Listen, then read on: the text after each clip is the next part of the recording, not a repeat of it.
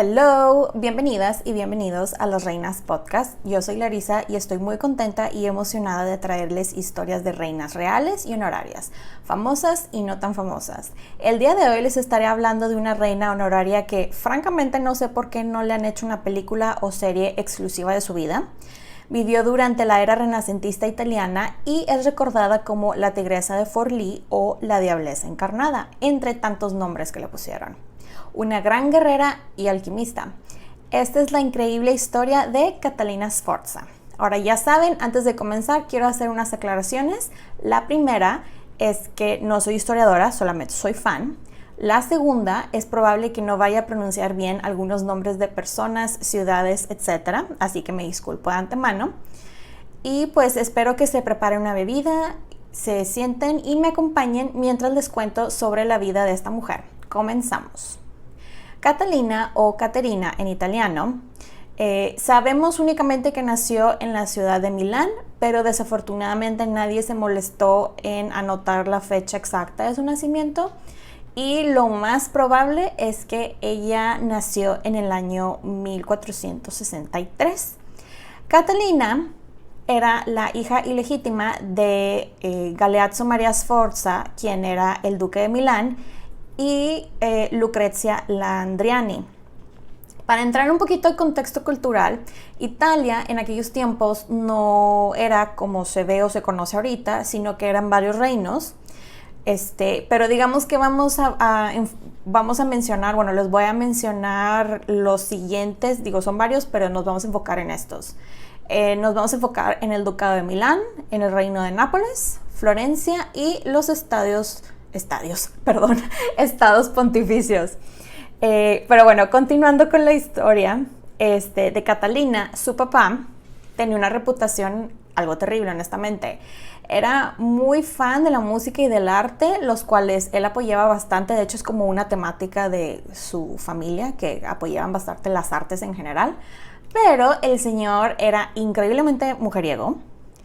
Y al parecer eso incluía violaciones a diferentes mujeres de la nobleza. Pero lo que le ganó muchísimos enemigos a Galeazzo fue su crueldad. Al parecer, un sacerdote le dijo una vez una como tipo predicción que iba a tener un reinado corto y lo mandó castigar, y ese castigo era que se muriera de hambre. En una ocasión mandó ejecutar a un cazador haciendo que se tragara una liebre entera con todo y piel, y mandó clavar a un hombre vivo en su ataúd. O sea, no bromeaba cuando les decía que era un hombre bastante cruel, entre otras cosas que hizo, que esto era lo más light que dije, bueno, lo voy a comentar. Lo del arte, como les decía, venía en la familia, ya que, fun fact, el tío de Catalina, un hombre llamado Ludovico el Moro, quien después él se convierte en el duque de Milán. De hecho, si mal no recuerdo, si han visto la serie, la de los Borgias, era también así muy fan de las artes y todo eso. Bueno, él sale ahí. Y Ludovico el Moro se hace amigo de alguien famoso, no sé si lo conozcan, se llama Leonardo da Vinci. Bueno, se hizo amigo de él y él fue quien le comisionó que pintara Il Cenacolo, o en español La Última Cena, que está ubicada en el convento dominico de Santa María delle Grazie y es Patrimonio de la Humanidad por la UNESCO desde 1980. Algo curioso de este fun fact, que yo no lo sabía hasta que lo investigué a más profundidad, es que Da Vinci no cobró por esta comisión, lo cual francamente me da a entender que lo comisionó / obligó. Pero bueno, continuando con la historia, lo que les decía de Galeazzo, de fuera de lo cruel y mujeriego, al parecer era un muy buen papá y quería a sus hijos. La mamá de Catalina, Lucrezia, según esto, era la esposa de un muy buen amigo de él, y de hecho se vieron, se juntaron y le dijo bye bye al esposo y él se la llevó. Y Lucrezia con Galeazzo tuvieron 4 hijos: Carlo, Catalina, Alessandro y Chiara. Cuando Catalina tenía 3 años de edad, la mandaron a vivir a la corte ducal junto al resto de sus hermanos, tanto legítimos y bastardos. y todos fueron puestos a cargo de la madre del duque, la tremenda, y digo tremenda porque esa señora también tiene una super reputación, Bianca Maria Visconti. Esta señora tenía un carácter, era muy fuerte, y ella nunca se quedaba callada. Si algo le parecía, te lo decía, si no le parecía, igual. Catalina y sus hermanos se hicieron legítimos gracias a que su madrastra, la segunda esposa de su papá, una mujer llamada Bona de Saboya, los adoptó. Ella la verdad los quería mucho y, como les digo, los adoptó, y ya con esa adopción ya fueron legítimos. De hecho, los crió con el resto de sus hijos, más los otros bastardos que tenía Galeazzo. Y también los educó. De hecho, Catalina se llevaba muy bien con ella y con su mamá Lucrezia. Fue una cocrianza, la verdad. Nunca dejó de ver a ninguna y se llevaban muy bien. Y las dos mamás, digamos, estuvieron muy presentes en su vida mientras crecía. Ahora ya saben que me gusta hablar de la educación. Ella recibió una educación de corte humanista. Sabemos que sí sabía leer, escribir. Sabemos que también aprendió latín y leyó los textos clásicos, y que hablaba varios idiomas. Sabemos que también, gracias a su abuela, Bianca María, aprendió conciencia militar y política, y adicionalmente la abuela le enseñó bastante diplomacia, que eso le serviría mucho en un futuro. Y también aprendió sobre el uso de armas, y obviamente como buena persona que pertenece a una familia real o una familia bastante adinerada, le encantaba la cacería. Ya saben que ese es como que el deporte favorito de todas las personas de la nobleza, la cacería. Ahora vamos a hablar de sus looks y personalidad. ¿Cómo se veía? Pues según el único retrato oficial que se tiene de ella, sabemos que ella era blanca, alta, delgada y que era bonita. Después, ya para cuando muere, porque muere bastante joven, la criticaban mucho que porque estaba muy gorda, pero realmente no creo que haya estado gorda como implican que estaba esa connotación tan fea y negativa, sino simplemente probablemente engordó tantito y ya, pero pues la gente la criticó bastante. Pero eso fue mucho después. Ahorita en este tiempo sabemos que era alta, blanca, delgada y muy bonita. Y según los reportes, ella tenía una personalidad súper extrovertida y un carácter muy fuerte. Y vaya que lo del carácter fuerte, por todo lo que les voy a contar a lo largo del episodio. Con decirles que después sus apodos, aparte de ser la tigresa de Forlì, también le decían la diableza encarnada, le decían la diableza de Imola o Emola, la vampiresa de Romagna o Viraggio, que significa una mujer que actúa como hombre, pero es como de manera de insulto. Y, todo esto insinuando que ella era muy cruel, pero pues yo digo que la verdad era porque solamente no hacía caso a todo lo que los hombres le decían, y pues por eso la llamaban así. Continuando con su historia, ¿qué creen que sigue para cualquier niña de una casa real? Pues si pensaron que era hora de casarla, están en lo correcto. Cuando Catalina tenía 10 años, la casaron con un sobrino del Papa Sixto IV, quien era, su nombre verdadero era Francesco della Rovere. El sobrino se llamaba Girolamo Riario, quien era 20 años mayor que ella. Riario ya era señor de Imola y Forlì. Ellos se instalaron en Roma después para estar y mejorarse en la corte papal. Según esto, Riario se iba a casar con una prima de ella, quien era un año mayor, o sea, tenía 11, pero la mamá de la prima dijo: yo tengo mucho miedo de que este matrimonio se vaya a consumir. O sea, ¿cómo es posible que un hombre de 30 quiere obligar o posiblemente obligar a una niña de 11? No, mi hija no se va a casar con este hombre. Entonces al papá de Catalina no le quedó de otra y dijo: pues yo tengo una hija también, pero ella es un año menor. Y él de que no hay problema.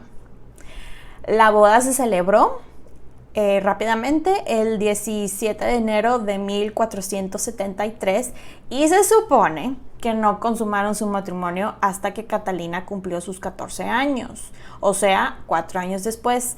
Yo la verdad espero honestamente que esta parte de que se esperó 4 años en consumir el matrimonio sí sea cierto, porque la idea de un hombre de 30 con una niña de 10 me causa muchas cosas muy negativas, las cuales no se las voy a decir, pero ya se imaginarán, ¿ok?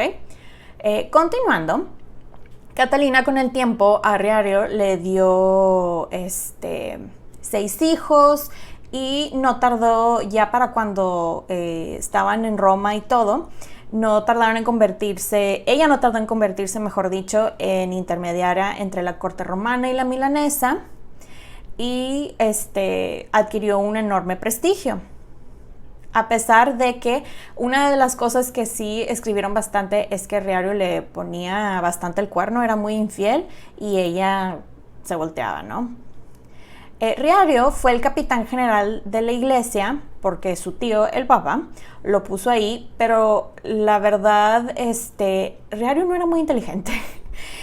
Pero lo que más hizo famoso a Riario fue que participó en la conspiración de los Pazzi, que fue un complot para asesinar a 2 miembros muy importantes de la familia de los Medici, quienes eran los que gobernaban Florencia. No funcionó el complot, los cacharon y él sabía que iban a ir tras él o su familia en un futuro. Como les decía, Catalina y su esposo se mudan a Roma en mayo de 1477. Ella entró a la ciudad así con estilo, ya que venía de una de las familias pues, más importantes y tenía que causar una muy buena primera impresión, aparte de mostrarle a todos la unión de la familia de los Sforza con los Riario. Y ella en Roma, la verdad, encontró un ambiente culturalmente vibrante, ya que para esos tiempos pues ya estaba la era renacentista. Riario supuestamente se ocupaba de la política ahí en Roma y Catalina se convierte en parte de la aristocracia romana con su muy buena y amable actitud. Era muy buena con los bailes y almuerzos y fiestas de casa. Siempre estaba codeada de artistas y filósofos, poetas, músicos de todas partes del continente europeo. Era muy admirada y querida como una de las mujeres más bellas y elegantes del mundo. Y al parecer el papa, el tío de su esposo, la estimaba bastante. Y aquí es cuando ya le piden como de manera no oficial que fuera como la embajadora de Milán en Roma. Muy a pesar de los deseos de su esposo de no involucrarse en la política. Ya para 1480, el Papa, para obtener un fuerte dominio en la tierra de Romaña, le asigna el señorío vacante de Forlì a su sobrino y esposa, y ellos se convierten oficialmente en el conde y condesa de Forlì y los señores de Imola o Imola. Llegan a Forlì y se instalan, y la verdad la gente como que no estaba muy convencida de ellos, ya que habían quitado a una familia llamada Ordelaffi de ese puesto, ya que el señorío les había pertenecido a ellos. Total, tiempo después, en 1482, el Papa Sixto IV muere por complicaciones de la gota, y cuando la gente se enteró de la muerte del Papa, todos los que habían sufrido injusticias de su parte y sus colaboradores se volvieron locos. Empezaron a saquear Roma, básicamente era un estado de anarquía. Y la residencia de los Riario y Catalina y el Palacio Orsini fue atacada y prácticamente destruida. Entonces convocan el cónclave, ya que pues no había papa y tenían que elegir a uno. Entonces aquí se pone interesante la cosa, porque Catalina y el esposo se enteran de la muerte del papa mientras estaban en un campamento llamado Paliano. El Sacro Colegio les ordenó retirarse con el ejército a Ponte Milvio, pero el esposo dijo, bueno, está bien, vámonos. Y ella, no, para nada, yo no voy para allá. Y se fue con su amigo Paolo Orsini a Roma cabalgando, y llega al Castello Sant'Angelo, o en español el castillo de Sant'Angelo, que realmente no es un castillo, es como una fortaleza que está, digamos que está, puedes ver ahí el Vaticano. Y llegó y dijo, mi marido me mandó, déjenme entrar. Y la dejaron entrar los guardias. Y metió a más de 150 soldados. Les conté la parte que llegó cabalgando con 7 meses de embarazo. Bueno, eso no fue todo. Ella ordena a los soldados que volteen todos los cañones en contra del Vaticano y que fortificaran todas las entradas, y expulsó al vicecastellano Inocencio Condoricchi junto a otras personas que estaban ahí que a ella no le interesaban, y tomó control sobre la fortaleza. Y ella dijo, yo voy a controlar quién entra y quién sale. Entonces, esta era su manera de presionar al colegio de las personas religiosas, los cardenales, para que eligieran un papa que le conviniera a ella y a su familia. La trataron de convencer múltiples veces de ahí, pero ella decía que no, que porque su embarazo, que se iba a quedar ahí, etc. Luego, Catalina, para burlarse del sagrado colegio y levantar el ánimo de sus soldados, hasta empieza a organizar fiestas y banquetes ahí dentro de Sant'Angelo. Y los cardenales, humillados y enfurecidos por su actitud, yo digo la verdad que era más coraje por el simple hecho de que era una mujer la que los tenía bien asustados, fueron nuevamente con el esposo y le dijeron de que si Catalina no se va a la fortaleza, no voy a cumplir con lo que hemos acordado, y no te va a beneficiar nada esto y no te vas a quedar con tus tierras. Total, el 25 de agosto llegan 8 cardenales, entre ellos un tío de Catalina que se llamaba Ascanio Sforza. Llegan y Catalina los deja entrar y se ponen a negociar. Y ella accedió a abandonar el castillo tras 12 días de resistencia junto a su familia, y que le iban a escoltar soldados de infantería. Y ya después de que lograron sacarla, digamos, ya se unieron los cardenales para el cónclave y eligieron el nuevo papa. A todo esto, el acuerdo al que llegaron fue que Riario aceptó partir de Roma a cambio de la confirmación de sus señoríos de Emola y Forlì, que iba a ser nombrado el capitán general de las tropas vaticanas y que iba a recibir una indemnización de 8,000 ducados. No estoy segura cuánto sea esa cantidad en dinero actual, lo busqué, pero venían tantas variaciones de ducados, pero yo creo que tuvo que haber sido una cantidad considerable para que lo hayan mencionado y registrado. Pues Catarina y Riario se regresan a Forlì y Emola, y aquí es cuando su esposo se pone supuestamente a gobernar, pero la verdad no hace muy buen trabajo. Él intenta ganarse el favor de las personas, de su gente, de su pueblo, con una política de construcción de obras públicas, y dijo, ya no van a haber impuestos. ¿Cuál fue el problema con esto? Se estarán preguntando. Pues obviamente la gente al principio estaba de, ¡yay! No impuestos.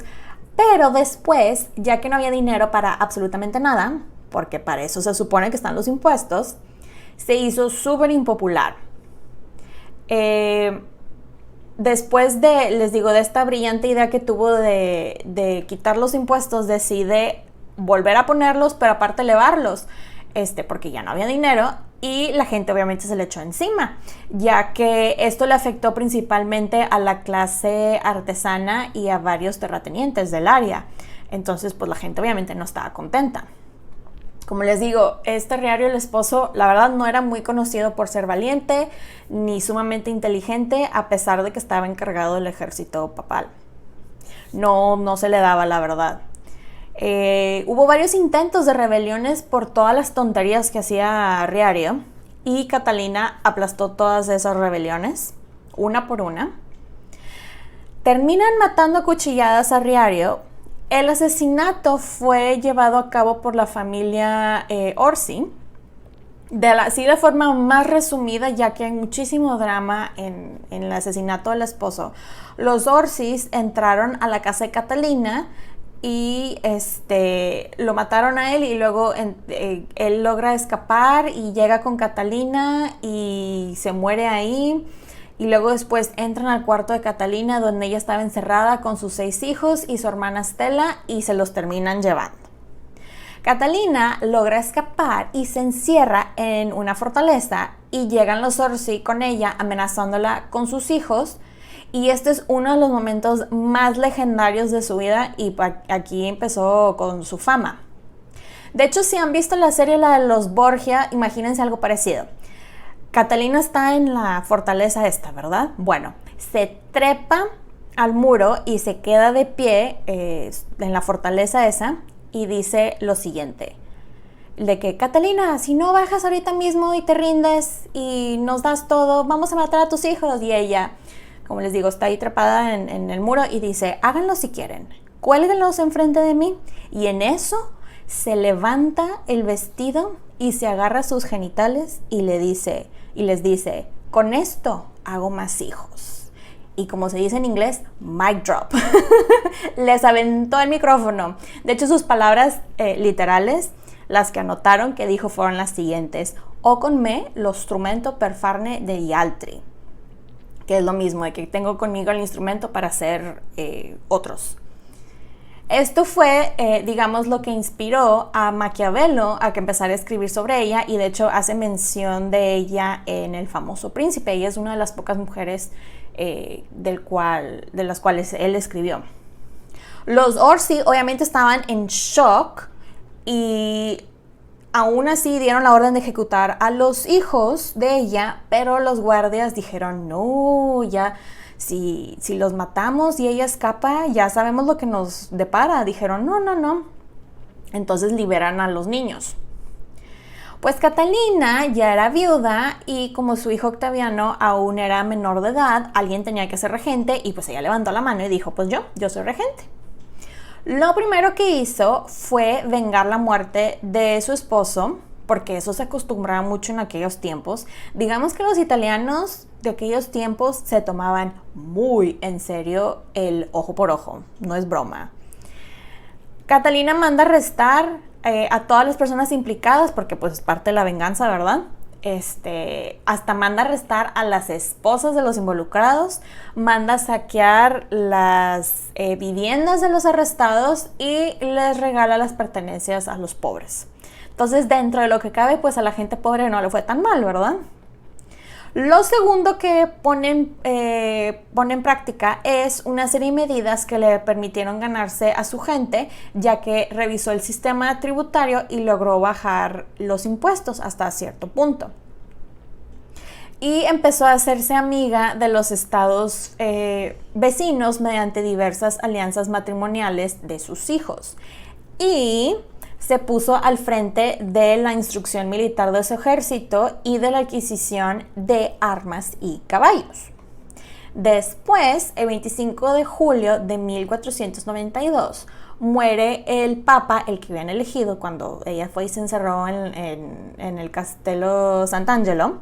Este papa había sido Inocencio VIII, y fue sustituido por el cardenal Rodrigo Borgia, que ya cuando se convierte en papa, él es Alejandro VI. Al principio ella pensaba que todo iba a estar súper cool, porque cuando ella y el difunto esposo vivieron en Roma, se llevaban muy bien con en aquel entonces cardenal Rodrigo, y hasta frecuentaba él la casa de ellos, y Rodrigo Borgia era el padrino de su hijo mayor Octaviano. Entonces ella probablemente dijo, no hombre, no pasa nada, yo estoy muy bien conectada. Uno de los problemas que surgió ya tiempecito después es que se reavivaron las fricciones entre el ducado de Milán y el reino de Nápoles, ya que el rey de Francia, Carlos VIII, un día amaneció y dijo, yo soy el rey de Nápoles, y organizó un ejército para ir a reclamar Nápoles. Cabe aclarar que Nápoles ya tenía un rey, este era Fernando, y el tío de Catalina, Ludovico, que ya para este entonces ya era el duque de Milán, era Team Francia, pero el papa era Team Nápoles. Catalina trató de mantenerse neutral, ya saben, de ser suiza, pero supuestamente la terminaron convenciendo los de Nápoles que se fuera para su lado. Y como Forlì estaba de pasada para llegar a Nápoles, pues les escribió a los de Nápoles de que, oye, ¿qué onda? Ya vienen, tienen que pasar, vengan, ayúdenme. Y la dejaron en visto, haz de cuenta. Nadie le contestó nada. Entonces ella se quedó a defender Forlì sola y supuestamente se pasó de bando y apoyó al rey de Francia. Pero también están los registros de que ella jugó al doble agente. O sea, los dos bandos. Y en esta ocasión, digamos, la libró. Después pasa algo similar, pero ya no la libra, pero pues no los voy a contar todavía porque ya me adelantaría a la historia. Volviendo a la historia, adivinen qué pasó después. Pues les cuento que se nos enamora Catalina.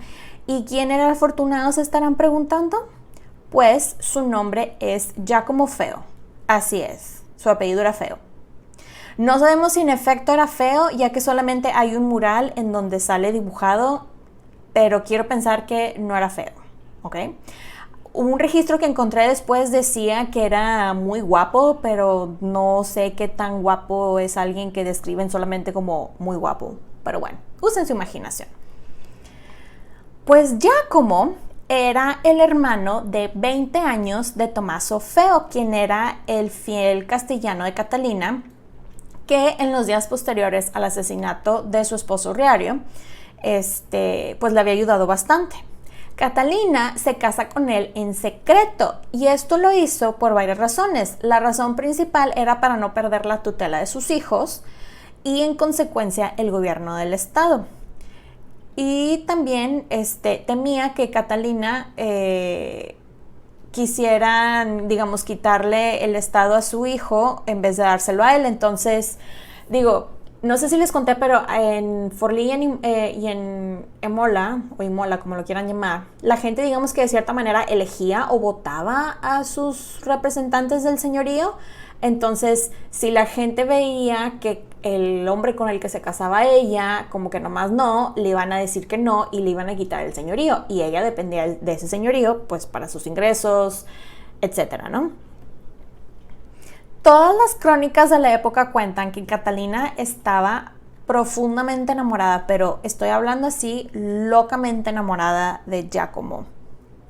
La cosa es que Catalina al poco tiempo queda embarazada y la gente así de, nos volteamos para no ver tipo su pancita, su vientre. La señora va a tener un bastardo, ¿qué está pasando? Pero no, estaba casada. Nace su hijo, a quien llaman Carlo en honor al rey de Francia, y pasa el tiempo y se dan cuenta que sí se había casado y también se dan cuenta que Giacomo, esposo número 2, la verdad no era una muy buena persona. Él se sentía intocable por estar casado con ella, se le subió muchísimo y era muy cruel.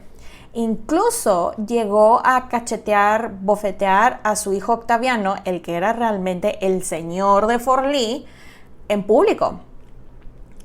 Y la gente estaba así con cara de ¿what? Pero obviamente tenían un chorro de miedo de qué podía pasar si les decían algo. Catalina la verdad estaba cegada, así absolutamente cegada y atontada por este hombre que no veía nada, o si veía se volteaba y veía otra cosa. Vaya, ignoraba las banderas gigantes rojas de está pegándole a tu hijo. Y la verdad, yo digo, si fuera alguien que yo conociera, le diría, amiga, date cuenta. Amiga, date cuenta, por favor. O juntaría gente y le haría algún tipo de intervención o algo por el estilo, porque la mujer estaba así obsesionada con él. Al parecer, sí le llegaron varios reportes de personas que se quejaban que los golpeó en la calle sin ninguna razón, etcétera, pero ella hizo caso omiso. Como les digo, este hombre se dio a odiar solito y se ganó muchísimos enemigos y adivinen qué pasó. Lo terminan asesinando. Como dice el dicho, la tercera es la vencida y en efecto, hasta la tercera conspiración de matar a Giacomo fue que murió. Un hombre llamado Giovanni Antonio Ghetti fue quien organizó esta conspiración y pues resulta ser que Giacomo, Catalina y Bianca, una de las hijas de Catalina, estaban casando y ya iban de regreso y ellas iban al frente de como la procesión, por decirlo de esa manera. y él iba en la parte de atrás. Pues cuando se acercaron a Forlì, ya estando en las afueritas, pero ya súper cerca, lo aíslan a él, lo apuñalan y lo golpean y queda muerto. Catalina se vuelve loca, pero loca por el dolor de perder a su amado esposo, y saca su furia y sed de venganza y manda arrestar primero a Giovanni Antonio Getty, luego a la familia, tortura y mata, pero estoy hablando esposa, hijos, bebés. Luego se fue con todas las personas que pudieran haber estado involucradas, esposas, amantes, el que se le pusiera enfrente básicamente. Según los cronistas, Catalina llegó hasta sacrificar a niños, bebés y mujeres embarazadas que estaban relacionadas con los conspiradores. Entonces aquí la gente se quedó así de wow, esta mujer está loca y es sanguinaria a todo lo que da. Y esto es un error que le cuesta muy caro después. Pasa el tiempo, como un año más o menos, y aquí es cuando conoce a Giovanni de Medici, conocido como Il Popolano, quien llegó a Forlì como embajador de la República de Florencia a su corte. Giovanni se había cambiado el apellido de Medici a Popolano, ya que él no estaba de acuerdo con varias cosas que miembros de su familia habían hecho, y de hecho él venía de una rama de Medicis, pero no eran los meros Medicis, ¿ok? Catalina hasta supuestamente le dio cuartos cerca de los de ella y empezaron los rumores nuevamente que sí se había casado, y en efecto eso fue lo que hicieron. Giovanni se convierte en el esposo número 3 y Catalina al poco tiempo se embarazó y tuvo a su último hijo, a quien llamó Ludovico por su tío el duque, pero después Ludovico se cambia el nombre a Giovanni y se hace muy famoso como Giovanni D'Aleban de Nere, quien fue un héroe nacional después. Esta vez su familia aprovechó su matrimonio para hacer una alianza entre los Sforzas y los Medicis. De hecho, les cuento que su unión fue el origen de una gran línea dinástica ducal, por llamarlo de esa manera, de los Medicis, que se extinguiría hasta 1743 con Ana María Luisa.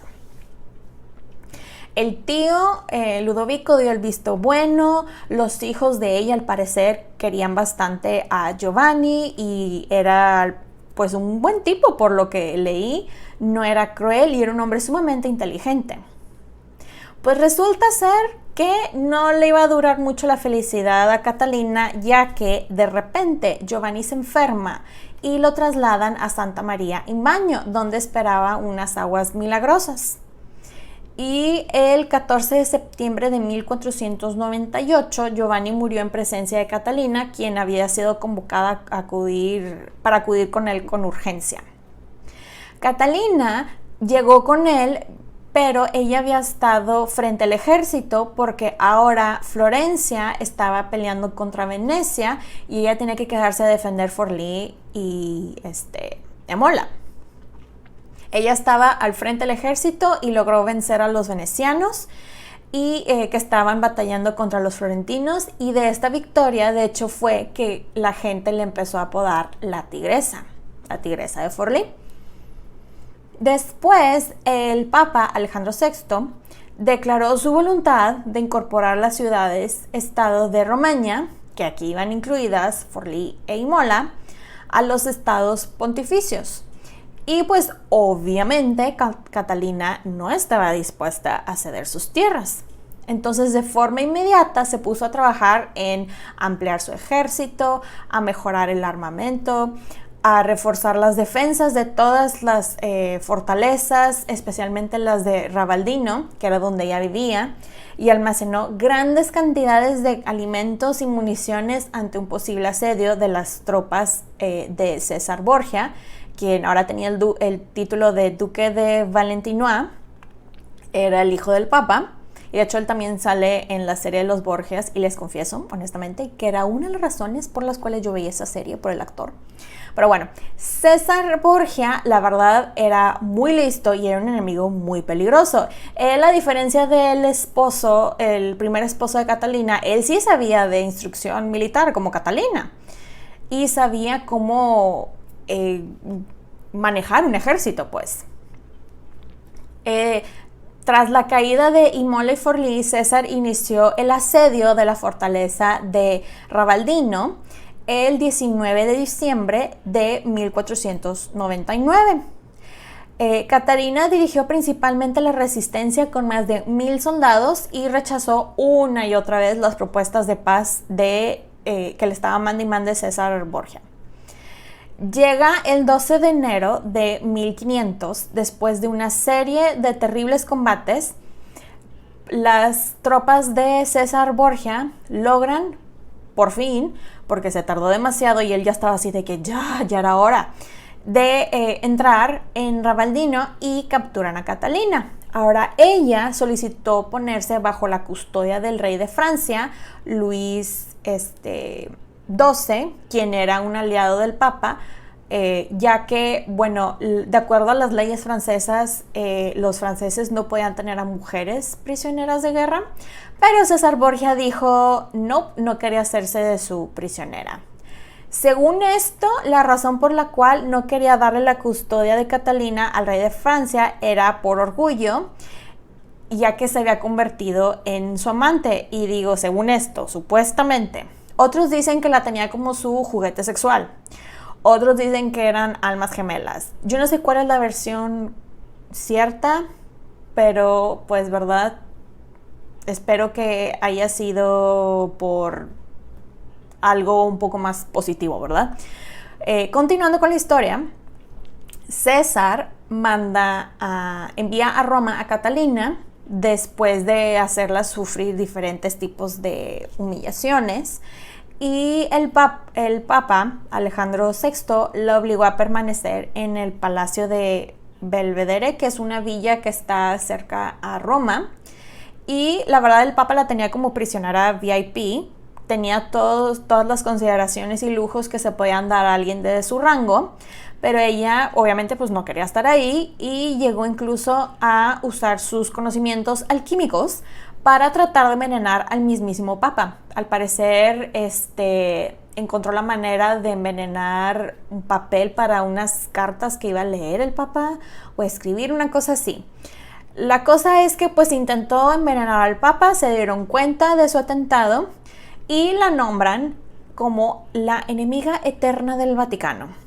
Y a este punto es cuando le empiezan a llamar la diableza de Imola. Que de hecho voy a hacer una breve pausa para hablarles sobre los conocimientos alquímicos de Catalina. Vamos a llamar este apartado las artes oscuras. Catalina fue muy famosa por sus experimentos en alquimia. Lo llamaban sus experimentos oscuros.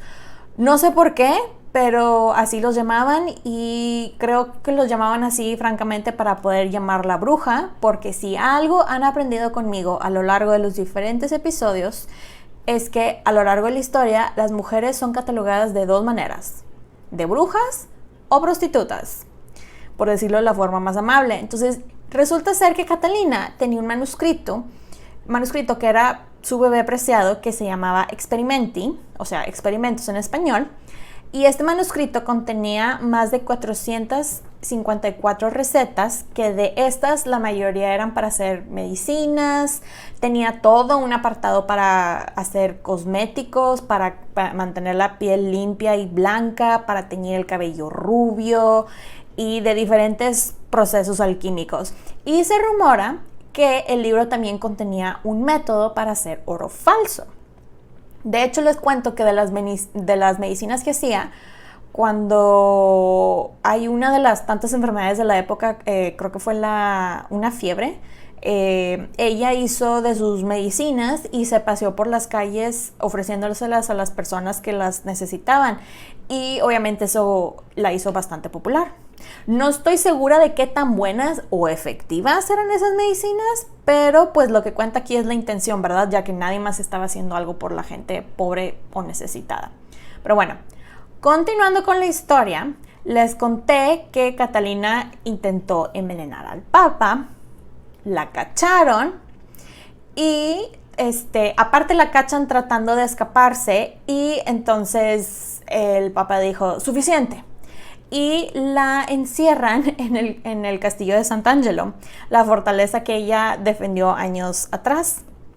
De hecho, les cuento que César Borgia la fue a visitar frecuentemente durante el tiempo que estuvo ahí, que fue casi un año. Y pues, como les digo, no sé si eran amantes o era simple morbo de la gente que andaban inventando cosas de ella, quién sabe. La cosa es que la terminan liberando el 30 de junio de 1501 por intercesión del rey de Francia y con la condición de que renunciara a sus títulos y feudos y se retirara a Florencia. Llega a la casa que le había pertenecido a su tercer esposo, Giovanni. Desde Florencia, después de la muerte de Alejandro VI, el Papa intentó recobrar sus feudos con el nuevo Papa, Julio II, pero tanto Forlì como Emola se opusieron a su regreso, ya que quedaron traumados de la venganza del esposo número 2 y no querían a alguien que matara a niños, bebés y embarazadas. Entonces le pasan este señorío a un noble llamado Antonio María Ordelaffi. Por haber sido Catalina capturada, ella perdió custodia de su hijo Giovanni, el más chiquito, y se peleó durante años con su cuñado Lorenzo. Fue una batalla legal por la custodia de Giovanni. A él le habían dado al niño cuando ella la encarcelaron.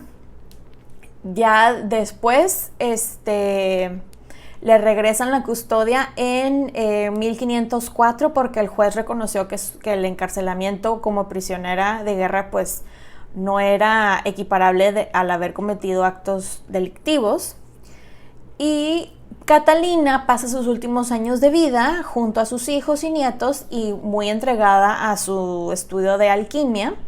Y en mayo de 1509, a sus 46 años de edad, falleció a causa de una enfermedad hepática combinada con peritonitis y pleuresía.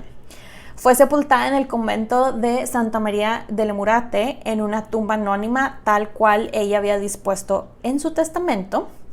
Y después su nieto Cosme I, el gran duque de Toscana, ordenó colocar sobre su sepultura una lápida de mármol blanco donde figuraba su nombre, pero cosa curiosa que ni muerta dejó que alguien le llevara la contraria, ya que en 1835 la lápida fue destruida al renovar el pavimento del convento para transformarlo en una prisión. Ahora vamos a hablar de su legado. Catalina es considerada una de las mujeres italianas más importantes, a pesar de la importancia de Catalina en el panorama renacentista italiano. Se le recuerda en pocos centros urbanos. Al parecer en Roma hay una plaza que tiene su nombre, en Forlì, en Imola, en San Mauro Pascoli hay calles con su nombre. Ella también es un personaje en un videojuego muy famoso llamado Assassin's Creed. Yo, como persona que no sabe nada ni juega videojuegos, se los debo, pero si ustedes lo hacen, díganme por favor. También parte de su legado fue el recetario de fórmulas alquímicas que hizo. Proporcionarían una interesante información no solo de las costumbres y tradiciones de la época, sino también del estado de los conocimientos científicos del siglo XV. Y en algunos procedimientos se intuyen importantes descubrimientos que serían mucho más tarde, como por ejemplo el uso del cloroformo para dormir a pacientes. Ella retó los roles de género de la época, ya que se atrevió a ser más que muchos hombres de su época.